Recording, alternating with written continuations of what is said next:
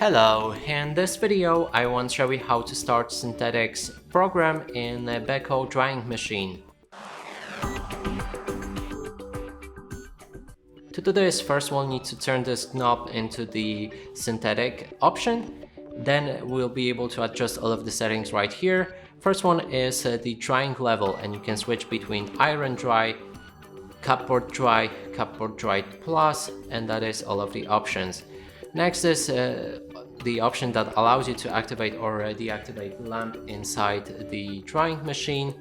Then we have the alarm sound that we can activate or deactivate. Then there's the lower temperature, it's not available for this mode.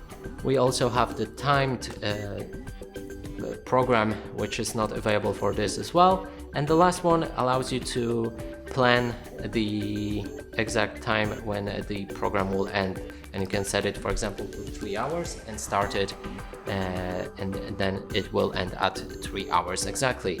And that's it for this video. Hope you like it. Please consider subscribing to our channel, leave a like and a comment below.